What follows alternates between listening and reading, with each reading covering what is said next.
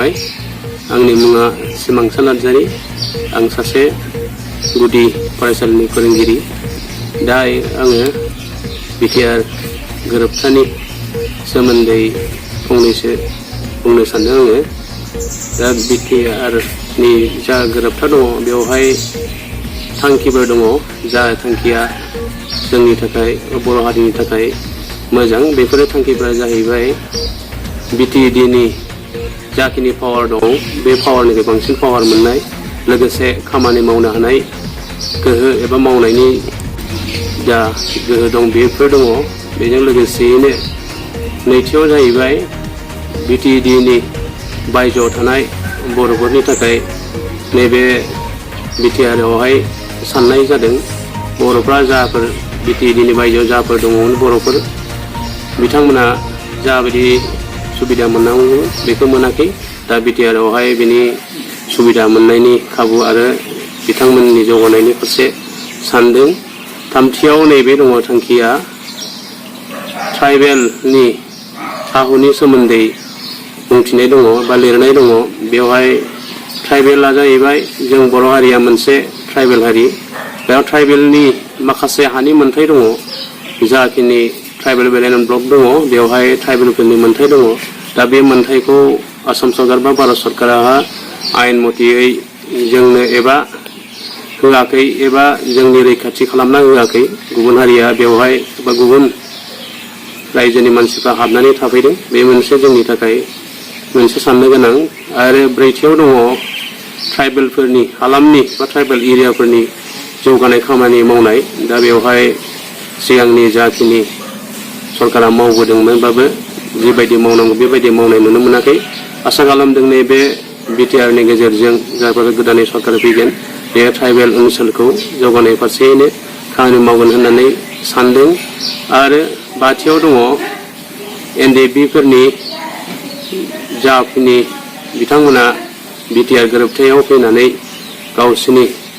मावनो गोनां एबा सागानखौ होफैबाय बिथांमोननि थाखाय साननांगोन आरो बिटिआरआवहाय सानदों बेनि थाखाय बिथांमोननि जिउआ जाहाथे ओरैनो थांगारा बिथांमोना जाहाथे गावसोरनि जिउखौहाय दैदेनलांनो हायो आरो सरकारनि माखासे खाबु सुबिदाखौ मोनो बिनि फारसे लिरनाय दङ आरो जोबथायाव दङ दथियाव दङ जोंनि बर' हारिनि राव हारिमु समाज जौगानायनि फारसे आरो लोगोसे सोलोंथाइ जौगानाय बिनि खामानि मावनायनि फारसे गोबाङैनो बे एग्रिमेन्टआवहाय दङ दा बेफोरखौ बिटिआरआवहाय मावफुंनो लायोब्ला हयथ' जोंनि बर' हारिया बुहुमावहाय गेरेमसा मोननायनि लामायाव दंहैयो दा बेफोर गासैनि अनगायैबो जोंनि बिटिआरआवहाय बोसोरावहाय 240 कौटि रां फैगोन दा बे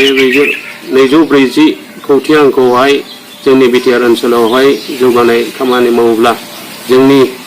बिटिआर ओनसोलावहाय साबसिननिफ्राय हामसिन जागोन बिटिएडिनिख्रुइ दा बेयो जोंनि थाखाय मोनसे मोजां आरो बेनि अनगायैबो जोंनि बिटिएडिआव जाखिनि जोंनि गोहो दंमोन बिटिआरआवहाय बेवहाय डिसिनि लोगोसे एसपिनि जाखिनि सरकारा सोलाय सोल' खालामो दा बेवहाय सिगाङावहाय बिटिएडिआवहाय बिनि मोनसेबो पावार गैयामोन दा नैबे बिटिआरआवहाय बिटिआर सरकारजों सावरायनानैसो आसाम सरकारा डिसि एसपिखौ सोलाय सोल' खालामनायनि गोहोखौ होनाय जादों आरो बेनि अनगायैबो जोंनि ओनसोलावहाय जाखिनि फाइनान्सियेल एबा बिटिएडिआव जाखिनि फाइनान्सियेल गोहो पावार दंमोन दा बेनिफ्राय बिटिआरआवहाय पावारखौ बांसिन होनाय जादों थोंजोङै होनाय जादों सेन्ट्रेल गभर्नमेन्टनिफ्राय सिगाङावहाय आसाम गभर्नमेन्टखौ नेनो गोनां जायोमोन एबारावहाय आसाम गभर्नमेन्टखौ नेयाबासिनो मिरु सरकारनिफ्राय थोंजोङै गोहोखौ मोनगोन थिग बेबायदियैनो बिटिआरआव गोबाङैनो जोंनि बर'नि अनगायैबो गुबुन हारिनिबो जौगानायनि माखासे सागान एबा सुक्ति जानाय दङ दा बेफोरखौ आं आसा खालामदों जाफुंगोन आरो सरकारा बेखौ मावफुंगोन आरो जोंनि ओनसोलावहाय खेला दुलानि फारसे आरो सोलोंथाइनि फारसे बर' ओनसोलावहाय बिटिआरनि अनगायैबो बायजोआव थानाय बर'फोरनि सोलोंथाइ गुदि सोलोंथाइ गेजेर सोलोंथाइ बा हाई स्कुल थिग बेबायदिनो कलेज लेभेलनि जाखिनि भेन्साराव दङ बेफोरखौ सरकाराव लाबोनायनि खोथा होदों बर'फोरनि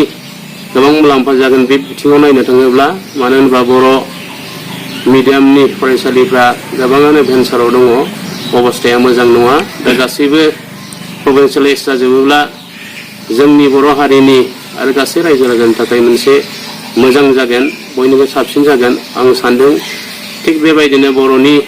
राव हारिमु समाज लोगोसे सोलोंथाइखौ लाफानानै जाखिनि बिटिआरनि मावनो गोनां जाफोर थांखिफोर दङ बेफोरखौ जाफुङोब्ला हयथ' जोंनि बर' हारिया जौगानाय फारसे थांगोन होननानै आङो आसा खालामदों आंनि सुंद' बिटिआरनि जाखिनि गोरोबथानि